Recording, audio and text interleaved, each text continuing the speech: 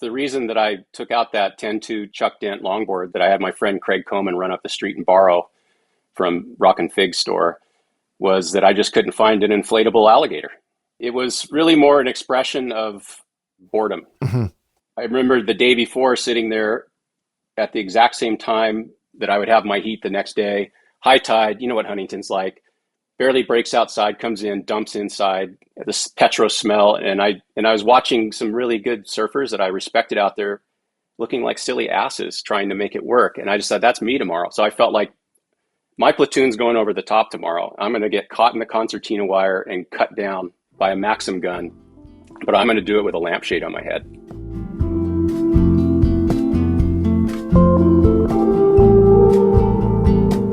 That was Dave Parmenter. I'm Jamie Brisick, and you're listening to Soundings, brought to you by the Surfer's Journal. The Surfer's Journal is a reader-supported publication. Visit surfersjournal.com to subscribe.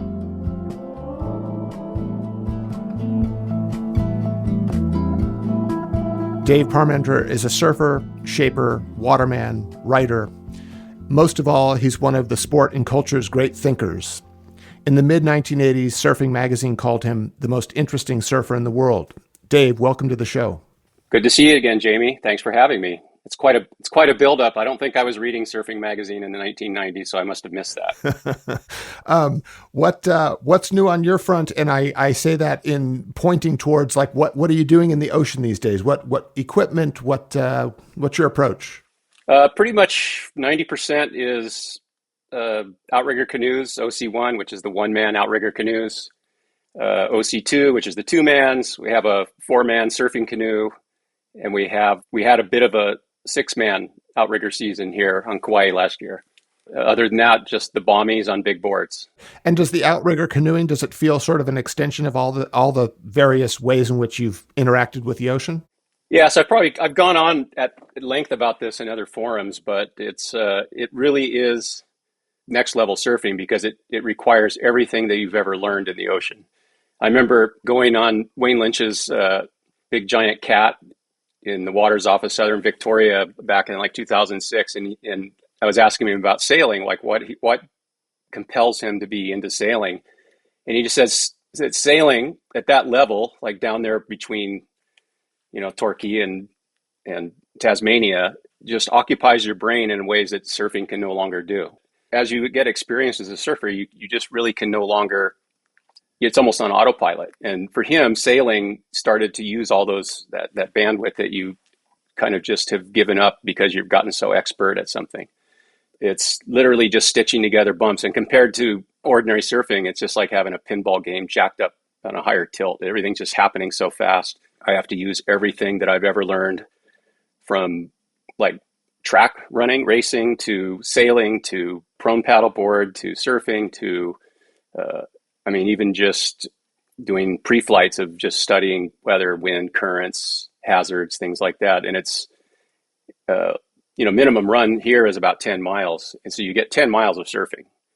And crowds are never an issue in this case. No, here especially, but especially here in a lot of the smaller islands, it reminds you of the 50s in California with surfing when it was starting to grow, because if you see somebody go by with an OC1 or a canoe on their car, everybody waves. It's just, you're desperately trying to find more people to go with you. You can have 30 or 100 people and there's more room. That sounds so nice. So when I first met you, it would have been the early 80s and you were living on the central coast of California. And then I saw a lot of you on the world tour through the 80s. And then you were in Hawaii and Makaha for a long time. Where do you live now? I live in Kauai on the south side. And what is a typical day like, if there is a typical day? Typical day is up early to make the strongest cowboy coffee that a man can brew and deal with correspondence, answering emails about surfboards, people ordering surfboards, asking where their surfboards is. And then on days when none of that's happening, it's, shaping time and dealing with all that other stuff. It's a pretty rural life. It's very similar to what I remember growing up with on the Central Coast. Very rural.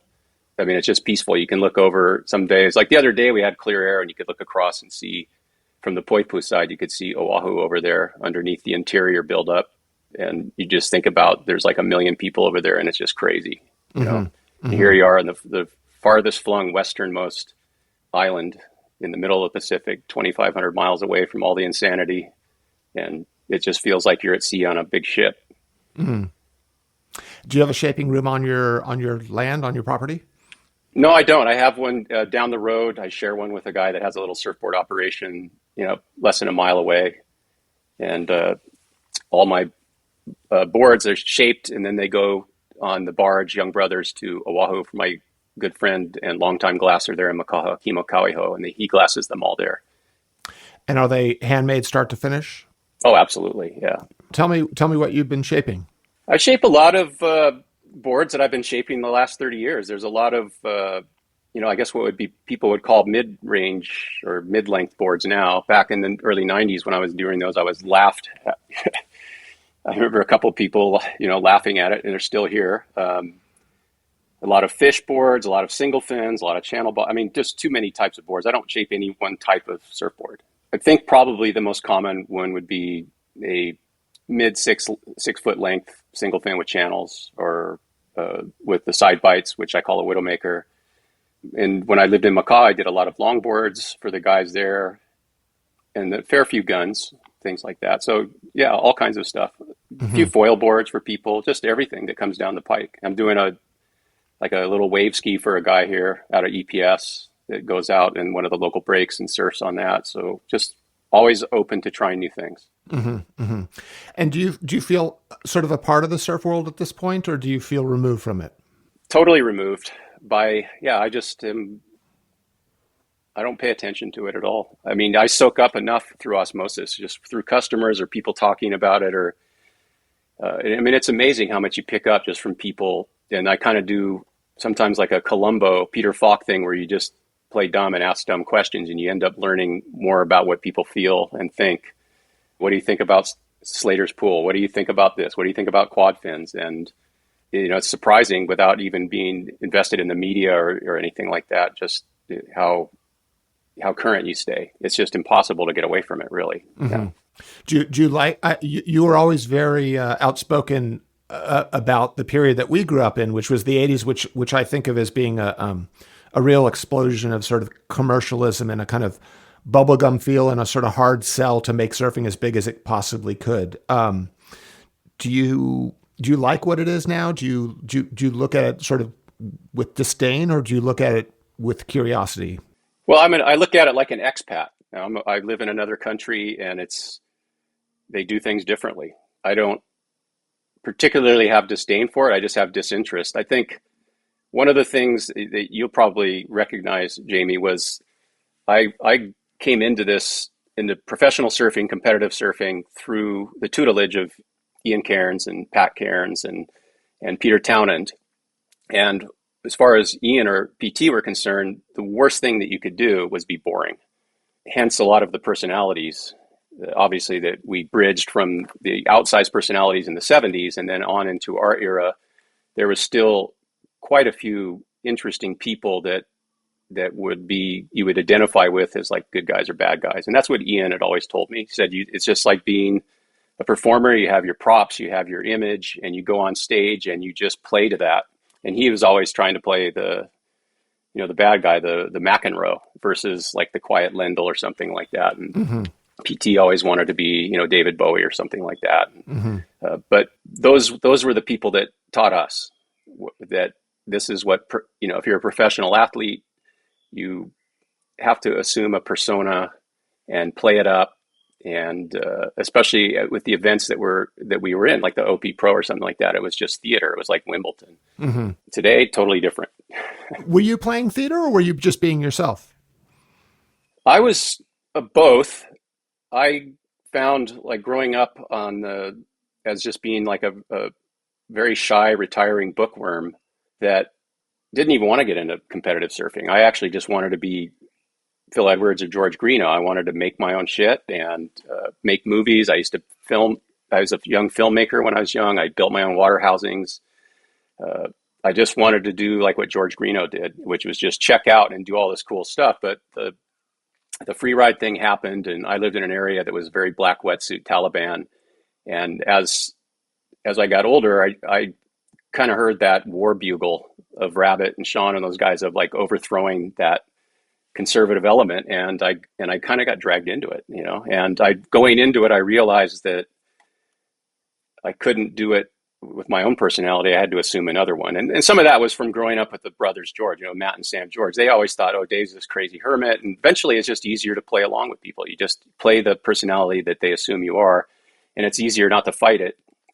And so I kind of went into pro surfing like that, assuming a role, and it was just easier. I remember, you know, Kaipo Guerrero, he told me once about all these trade shows he had to go, and I asked him, like, how do you do it all the time? He goes, oh, you can't go as yourself.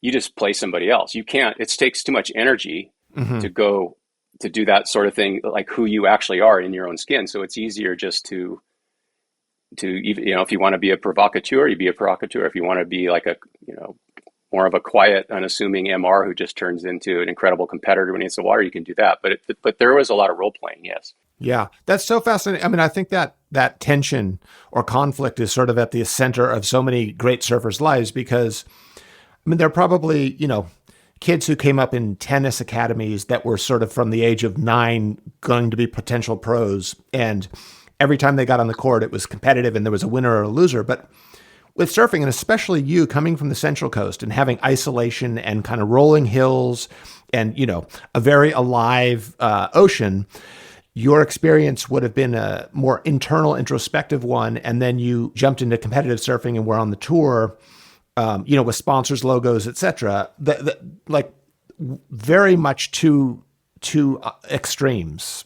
Yeah, it was even more than that, because I was so shy and anxiety ridden. I remember the very first time I ever did well in a contest was in you know, Stubbies did that pro trials at Black's in 1979, in August of 79, and Matt and Sam George basically had to frog march me to my heats. I would have just been like crumpled up with like stomach cramps, just so just terribly just petrified of going out and putting my reputation or my ability on the line and maybe having it shot down. I mean, I did that and then doing well in that contest, I ended up getting third only because the George brothers basically pushed me out into my heats and gave, you know, and coached me and gave me pep talks. And then a number of local events after that, I would go down there and I would just sit in the car with a stomach ache. I couldn't do it, you know, and yet somehow within 4 or 5 years of that, I was flying around the world by myself internationally and competing against young, hot Australians and getting blown out of the water and then having to lick my wounds, come home and train even harder and get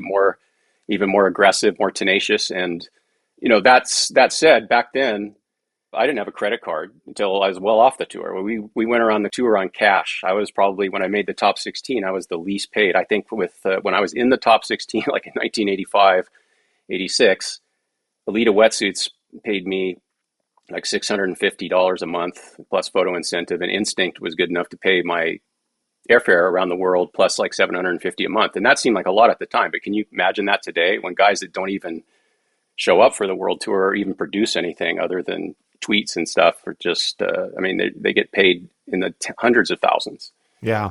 And you traveled by yourself a lot. I remember you were kind of one of the very few real loners on tour. No, not necessarily. I think I like some of my California friends, like Mike Parsons and some of the other guys like Charlie Kuhn from the East Coast. I think some of these guys probably tolerated me because I was a little older, so it was legal for me to rent a car. But no, I always traveled. I traveled a lot with Mike Parsons, and then in Australia, I did. Robbie Bain was one that really gave me a deep love of the back beaches. We'd go on these holidays between the meets and go down to the South Coast, and he'd take me to every little back beach and tell me all about it. And that's when I really started falling apart on the tour, because I wanted to go to Australia. I didn't necessarily want to compete. I just wanted to be in Australia or South Africa, just to surf and be on the road. That was one of the interesting things, though, about our period, because it was sort of pre-Dream Tour. So many of the events were held at city beaches with big parking lots and shitty waves. But the joy was, you know, if you didn't make it to the final day, you had if you lost on the Friday, you had the weekend to go chase the good waves in the vicinity, which was so much fun. I mean, I have such fond memories of that. And it was sort of, it was a result of not delivering the results that I'd hoped to, but it was also like this great consolation, which was like, go check out the surrounding area. Oh yeah, that was Australia. If you remember too, from the '70s on, from that glorious era of bells, you finished a contest at Sydney, or you finished on the Gold Coast in February, and then everybody drove to Sydney for the next events, whether it was the Coke or the Surfabout or whatever like that. And then after that event, there was this huge, just massed armada of people driving to Bells, and you would run into pro surfers having all kinds of adventures, some of them going in style, all decked out with the rip curl guys that are just, basically like Jeeves and their handlers and wranglers. And then there's just other people in these crappy little cars hitching rides. And everybody was on this great adventure for a week till the next event.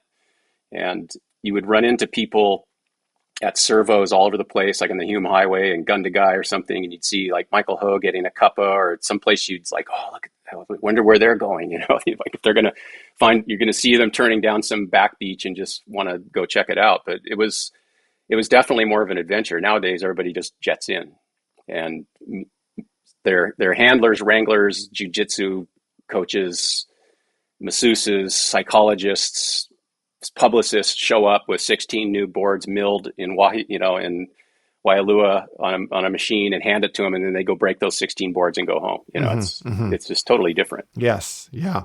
I have a fond memory of being at Bell's, and I think I was warming up for the contest. I was riding Rusty's boards at the time, and I like broke a fin or creased my board or something, and I saw you, and we rode similar volume boards, and you said, "Oh, I have a spare board I can lend you," which you eventually gave me, which was very generous. But I went and met you at your place where you were staying in Bells, and I remember looking at the bookshelf, and it was packed with books, and they were good books. And I said, "Oh wow, what a cool place you're staying, and what great books they had." And you said, "Oh no, these are the books that I travel with," and I was stunned, and I was in the early stages of coming to reading, and part of it was traveling all the time, but I was really taken by that. And I was so impressed with what you were reading and how many books you were traveling with.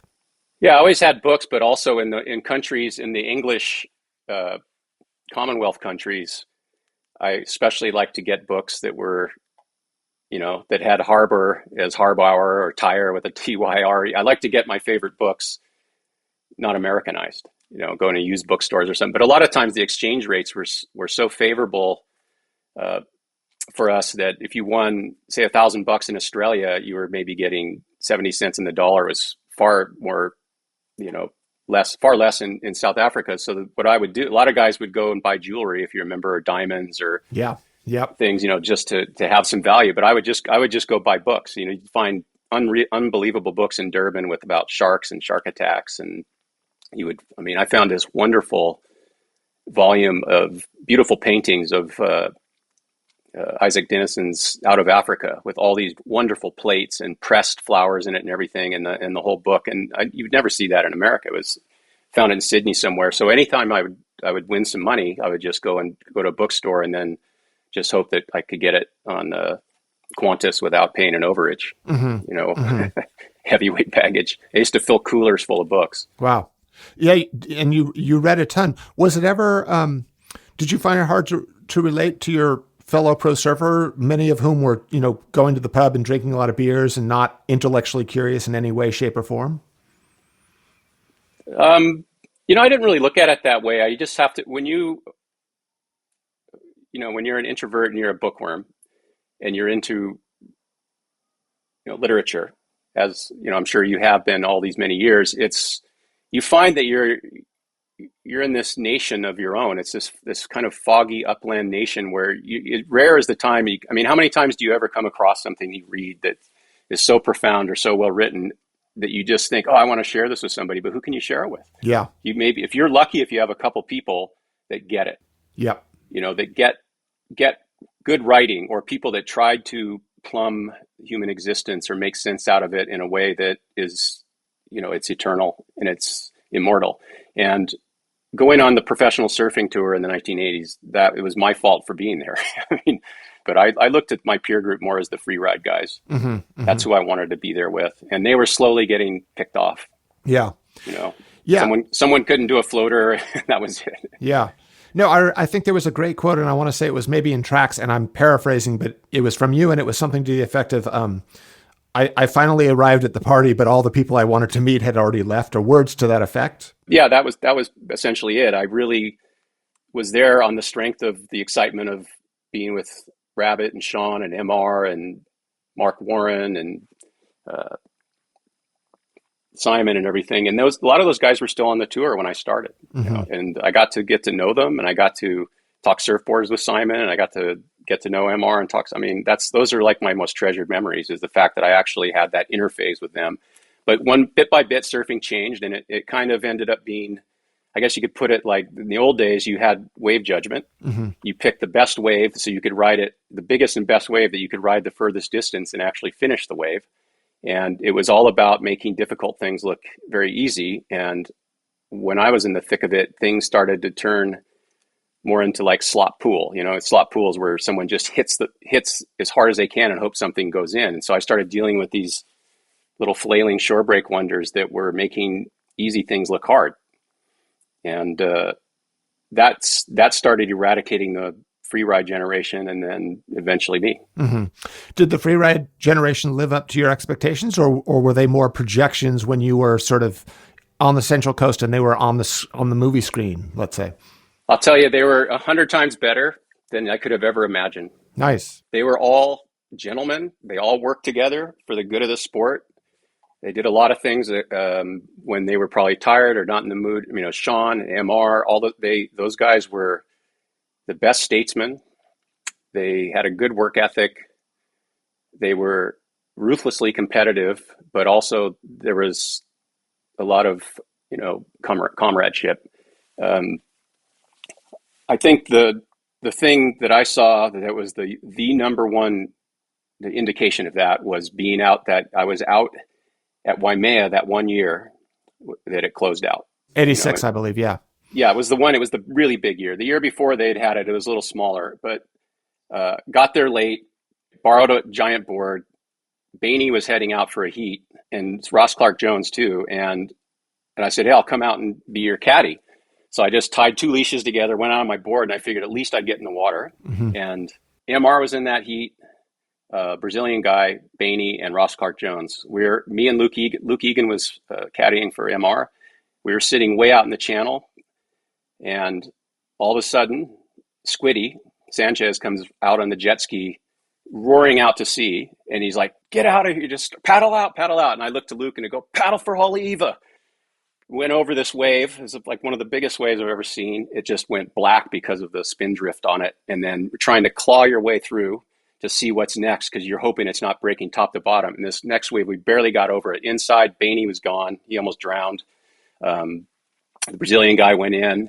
MR was out in the lineup, and Ross Clark Jones made his way out. And I saw right after that set, there was this big wave. It was a 25-foot wave, and it still had side waves going towards the point and towards the church from the impact of the lip of the previous sets and the lefts on the other side of the bay. And MR, Mark Richards, is sitting there looking at this wave, and he knows he has to go. You could see his Adam's apple, kind of rise and fall. And he knew his whole upbreed was like all the other diggers, like the guys at Gallipoli that went over the trench. He had to go. His whole life coming to the North Shore was being, you always go, you always show courage. You never show the white feather. And he frickin' went. He just charged. He took off and saw his board get a little airborne, and he went down, and just that was the biggest wave of his life. My heat later, like heat 8 or something like that, I go out and there's 2 guys, one guy in my heat that I've been battling all year in small ways, Gary Green. He doesn't even go out. Bryce Ellis pulls out. Like, fine, that's their decision. There's always guys running for the rear when the artillery hits, right? But the difference between MR and that Freeride generation and that my generation was so overwhelming. I mean, like, modern guys felt that they were comfortable enough and well paid enough and had sponsors that they could afford to show the white feather, but MR, he's the real deal. Yeah. Well, so thinking about what pro surfing is today, and the lack of these kind of rich characters and the value of character itself, not being what it was during that Freeride period, why do you think Why do you think it's changed or diminished, let's call it? Well, I think, Jamie, the number one reason is that being a surfer is no longer a nonconformist thing. It's not rebellious. It's like in a world where everybody has a tattoo, the guy without a tattoo is the nonconformist. Yeah, the characters that came out that I grew up looking at, Greg Knoll, Buzzy Trent, Bob Simmons, all the way up until the Michael Petersons and Rabbit, PT, Ian, is to say that I am Spartacus back in the 60s and 70s and be a surfer and say you were going to do that was like there was real consequences for that. It was like saying you were a communist in the 50s Hollywood or something. I mean, there was no venue, there was no industry, you were just like a bum, a dull bludger. And today it's a conformist thing. And I think maybe PT and Ian did their job too well because it's an accepted sport in Australia, that people are well paid. But they're also comfortably ensconced in that. Whereas, Rabbit wasn't. Yeah. Bruce Raymond wasn't, in the 70s. And I think that when it's easy to be a surfer and there's no, social consequences or penalties for it in any way, shape or form, you're just going to basically you're going to start getting these almost Olympian gymnasts that are homeschooled somewhere on the North Shore or something, and they grow up surfing these waves, and they just end up being like, especially adroit spider monkeys. Mm-hmm.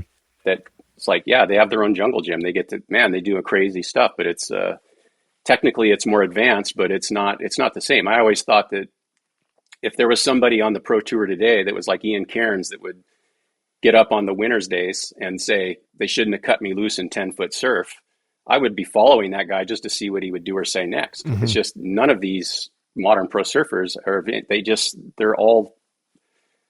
seem milquetoast to me. Mm-hmm. Mm-hmm. Who are your heroes these days? Where do you get inspired? Well, literature. I think one of my biggest heroes that I look up to would be George Orwell because of just the whole breadth of his writing, not the novels that everybody always talks about, like 1984 or Animal Farm, but just his whole collected essays and letters. It's a whole education on thought and everything that we descended into that, dark valley in the 30s. And I just, as a writer, I can pick up anything that he's ever read, and I just admire how clear it is. He always said he wanted this window pane clear prose, and also just the, intellectual chivalry that we're missing today. So as a thinker and a writer, it would be him. In surfing, I have a lot of heroes, but I think someone that I really look up to is Sean Thompson, Flippy Hoffman, Greg Knoll, mm-hmm. Obviously Buffalo Keaulana and his son Brian, and yeah, too many. I mean, I've been fortunate. Mm-hmm. Mm-hmm. You've done a lot of writing, and I've enjoyed your pieces tremendously. Talk to me about that. So just for the listener, you and I sort of went back and forth on some topics, and one of them was that you wrote something to the effect of decadal changes in surf media, especially for working writers, senior editors, etc. So you and I share something in common here, but can we talk about this a little? Yeah, I'd love to. I thought that it'd be interesting to talk to you.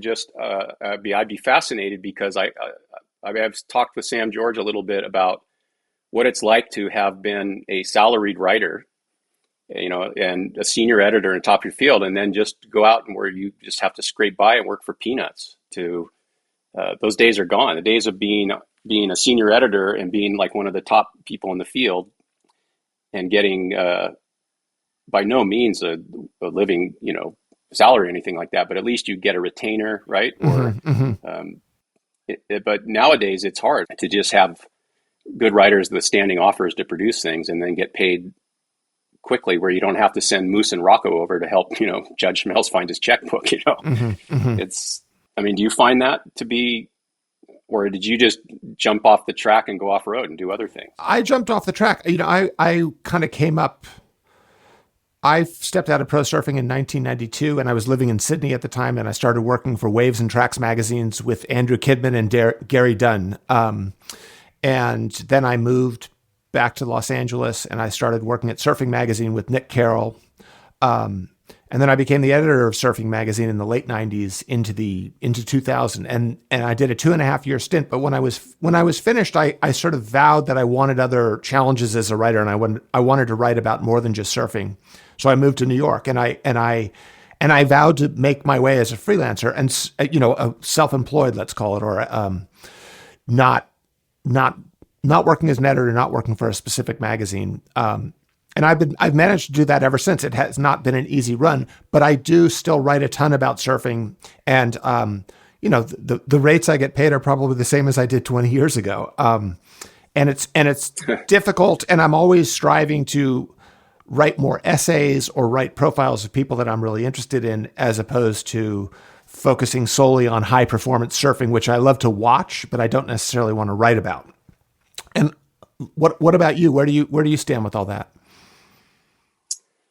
I think that's very similar. It's I think a certain boredom creeps in. I mean, one, for mercenary purposes, you're in this system and you're known. It's hard to break out as a writer, a freelance writer, in outside of your own area of expertise, right? Mm-hmm. I mean, I would love to be a postmodern Alistair MacLean and write all these like cool, convoluted, like World War II-esque adventure mysteries and things like that. But I'm in the surfing thing, and there's always a demand for people that are thinking outside the box and that can express themselves. And because I'm a surfer shaper that can write about it, I've just tried to set my stone there and try to always promote backyards builders, always promote surfboards, traditionally, the industry domestically, and also try to get rid of the superstition and cant that is existing out there, and all the hang tag infomercials that lead people. I have a lot of customers that come to me that are so woefully uninformed, and it's not their fault. They just have not. The magazines dropped the ball 25, 30 years ago, and the people that are in charge of informing people now are not the right people. Mm-hmm. There's business interests.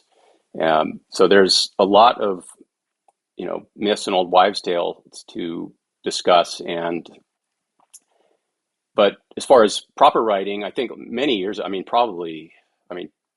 could look back and find in the 90s of getting assignments and just going, frick, I got to do this again. And so I kept trying to push fiction into it. Mm-hmm. I tried to come up with ways to do things fictionally and write fiction and, short stories. And I ended up getting to do that a fair bit, even in the journal. I think I ended up doing 3 full fictional short stories there. I had a whole series in Surfer in the mid 2000s called Everybody Surfs. It was kind of a PG Woodhouse sort of serial about, a satire on surfing, 41 episodes. Mm-hmm. That's like a book length thing of humor, a humor serial. And I loved doing that. And after that went away, I just kind of kicked out in the channel and looked around and I didn't want to paddle back out. Mm-hmm.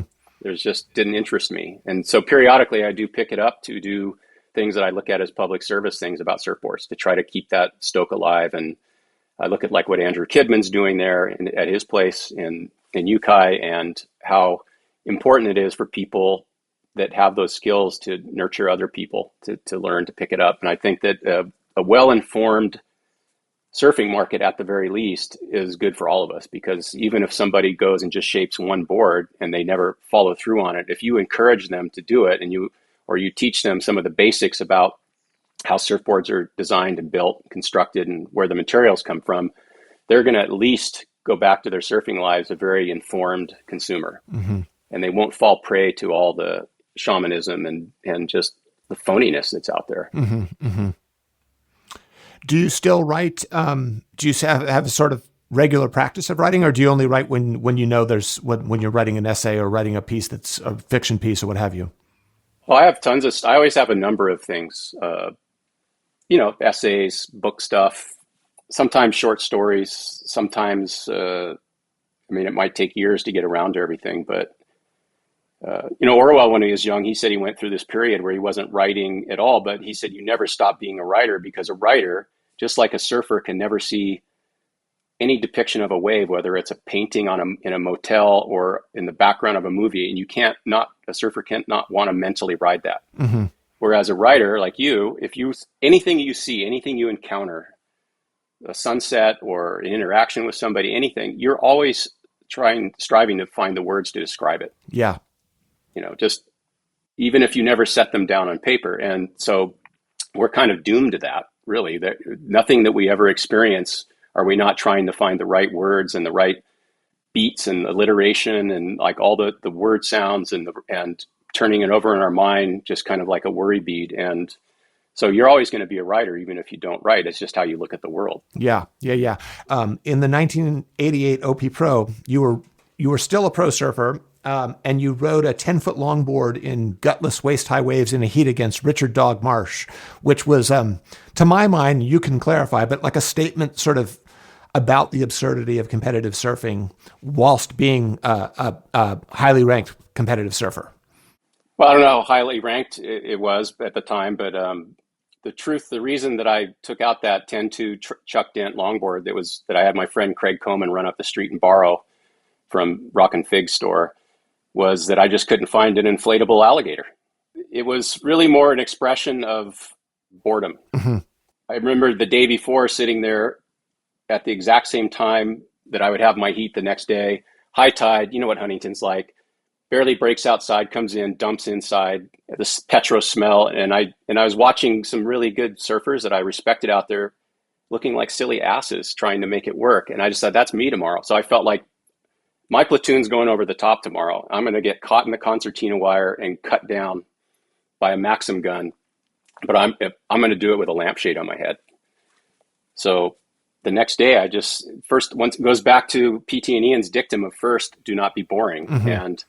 And when Rabbit and Carl Weiser, who were emceeing that, saw that board, Rabbit, he just knew right away what was on. He was like, oh my God, thank you. Somebody liven up this party. Mm-hmm. And also, if you remember, I went out and caught 2 waves on the longboard, did a credible Phil Edwards drop knee, and then I switched to my shortboard. I was trying to win the heat. Mm-hmm. Mm-hmm. I wasn't just going down in flames. I was just trying to make a statement about is this what I've come to? Is this what I left the San Luis Obispo Vets Hall in 1977, seeing Freeride and watching Sean Thompson at Off the Wall and MR at Honolulu? And is this what I've turned into? And so, and also, I guess it was a self-sabotage desire of just going, if I just freaking lose this heat, I can be in my car going up Beach Boulevard, and in like 4 hours, I'll be up north for the pine trees. Mm-hmm. I'll be just fucking, gone. And then some of it was just also a way to do what Brad Gerlach used to do too. He'd pick people, he'd pick on them. You get these little rivalries. Everybody picked up on the electricity. And some of it was like, I'd just been surfing against guys like Dog Marsh, and I just thought I'd have him on. Mm-hmm. And he, to this day, he doesn't get it. He thought it was like I was, being a dick. And then he didn't realize how much that did for him. I don't think he realized how, if he got into the spirit of it, it could help him catapult it somewhere else. And people don't remember who won the event that year, but they remember that people going out in the longboard, right? Yep. Do you know who won in 1988? I don't. Okay. Well, there you go. Yeah. Surf films. You mentioned watching Freeride. Being on the Central Coast, being sort of isolated and probably surfing by yourself a lot, or not necessarily, there wasn't a kind of platform for competitive surfing the way there might have been in Southern California. Were the movies highly influential? Oh, absolutely. But you got to keep in mind that I moved up to Cayucas in June 1976. I started surfing in Newport Beach. After my parents were divorced, my mom and my brother and I lived in Newport from like 71 to 76. So I started surfing there. I had about a year and a half under my belt. So I had the chops down, so I was fully formed up, on the Central Coast.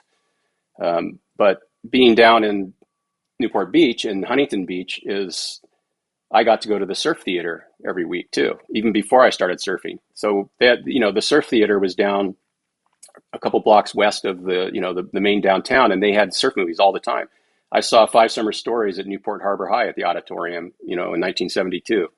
So I'd already had that sacrament. It was a lot different on the Central Coast because it was a smaller community, and it felt very much like going to, almost like an Eastern Orthodox religious rite or something. There was a divide in the audience between us guys like the Young Turks, and then there was the other guys that just wanted to go and get stoned and watch Jerry Lopez in slow motion, right?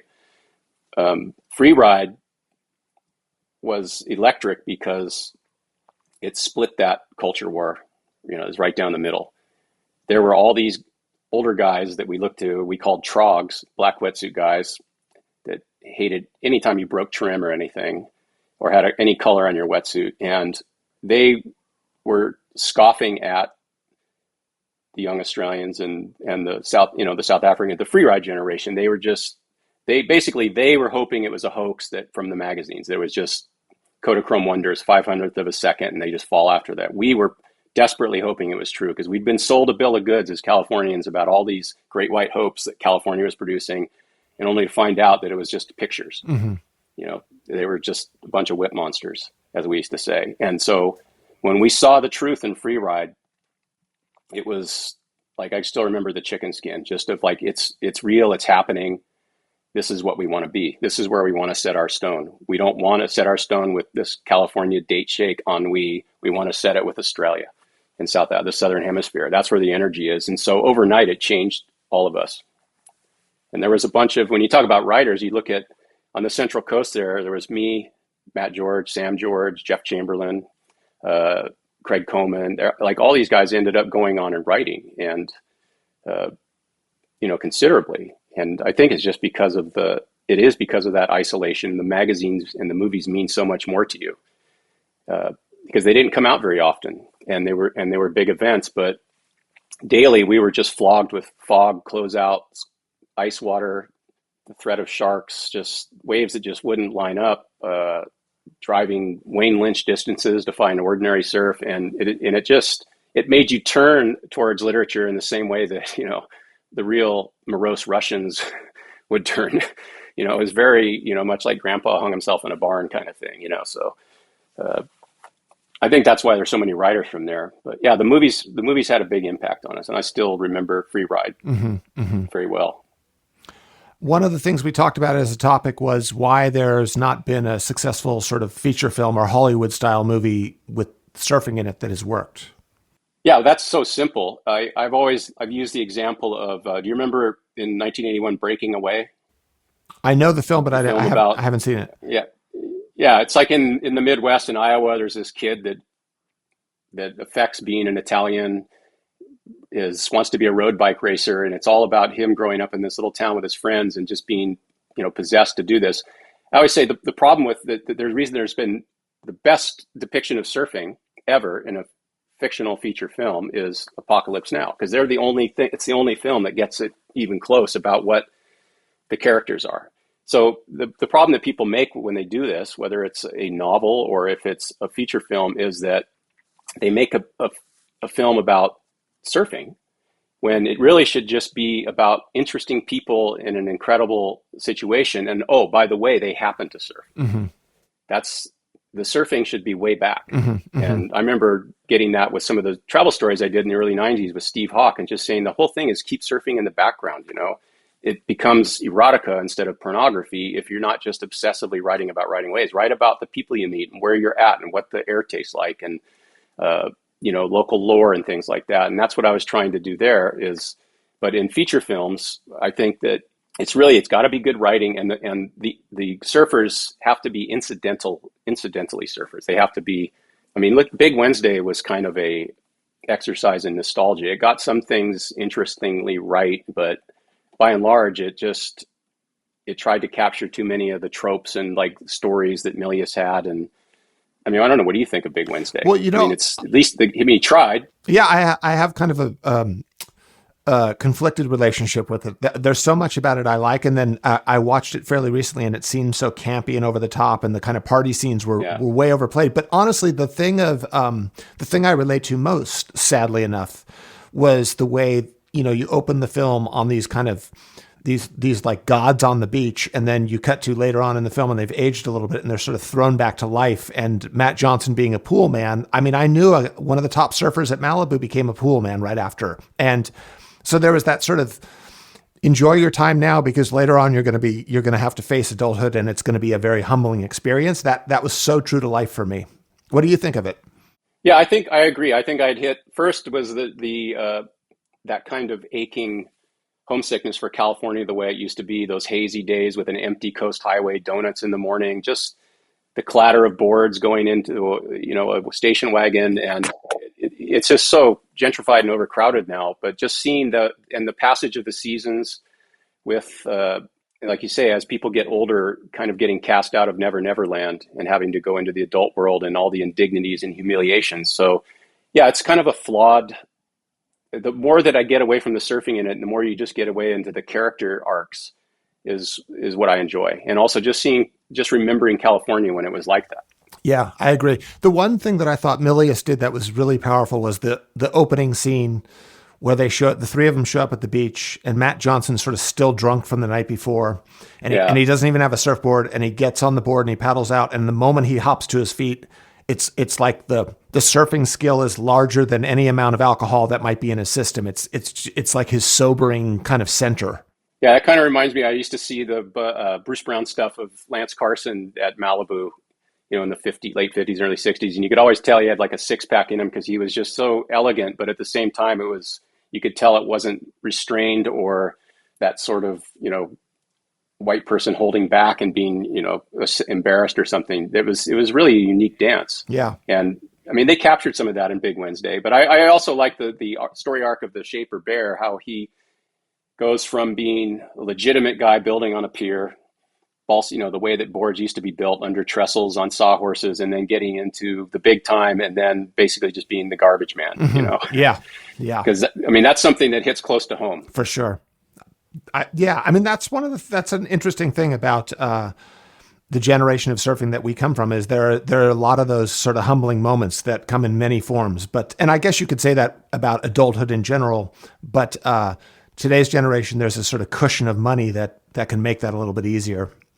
What about how to keep surfing interesting in your life after you've had the highs of traveling around the world and riding the best waves and even, getting big results in contests and all that kind of stuff? How do you keep it meaningful? Well, it's all part of a journey. I think I'd have a very different answer or story to tell you had I not been fortunate enough to live in Hawaii and live where I did in Hawaii, because that changes.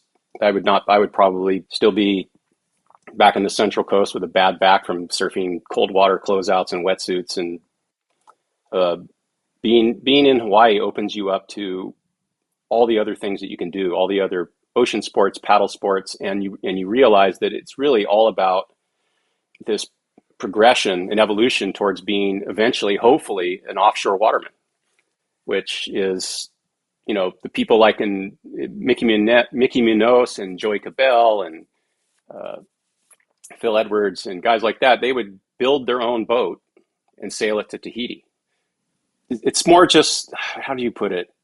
It's not being afraid. I know growing up, my heroes were Phil Edwards and Greg Knoll, Tom Blake, and I always wrestled with why they quit surfing. I mean, they just totally walked away from it. Mm-hmm. I mean, Phil would surf, I know sometimes in secret, but Greg Knoll, his path, Tom Blake stopped way younger than I am. I mean, he stopped at 52. He had a bad wipeout at the Bull in Makaha and just said, "Oh, I'm too old," and he just wandered away from it. Phil Edwards, Greg Knoll, after 1969, I probably went and started surfing his giant Makaha waves as a fishing captain in Alaska, right?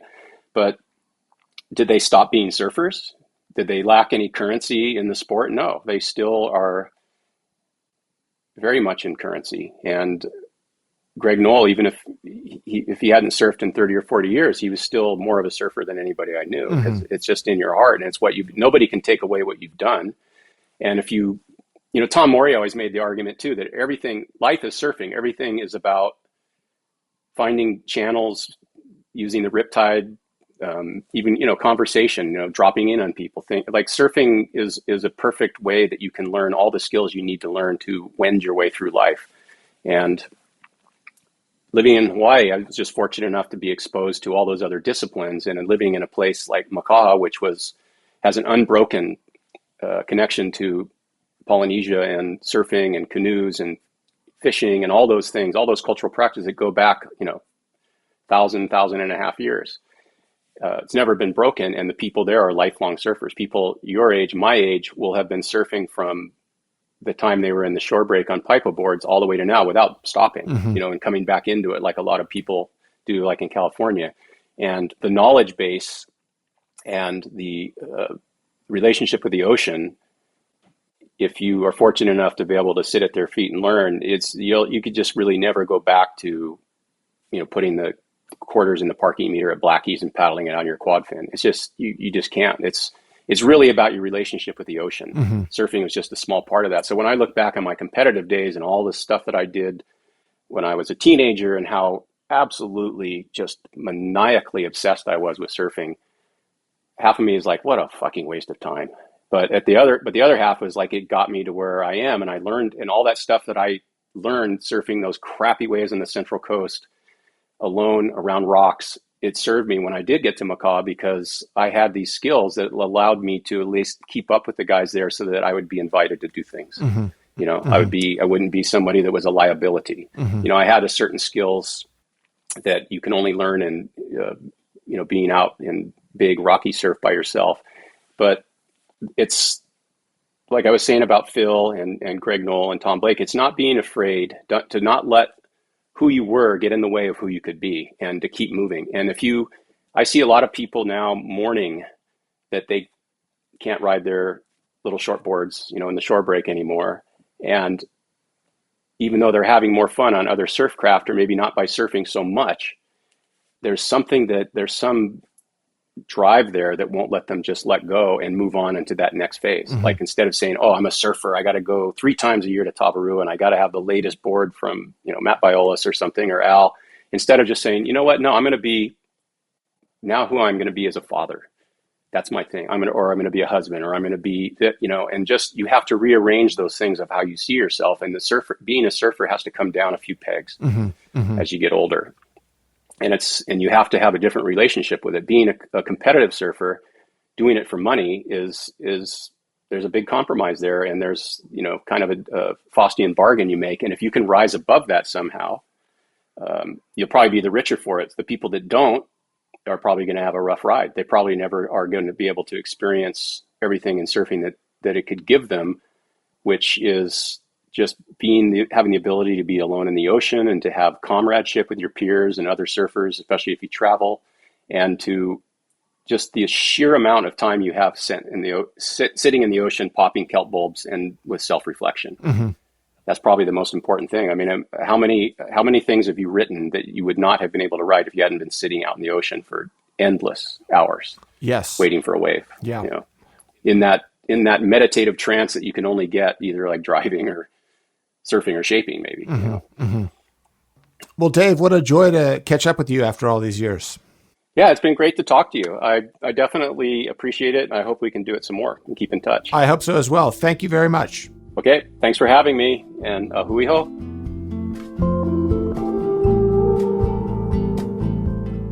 Soundings is produced by me, Jamie Brisick, and Jonathan Shiflett. Our theme song is Neptune's Next by Little Wings. The Surfer's Journal is a reader-supported publication made possible by sponsorship from Birdwell, FCS, Patagonia, Rainbow, Vans, Vissla, and Yeti. To subscribe, please visit surfersjournal.com. Thanks so much for listening, and we'll see you again.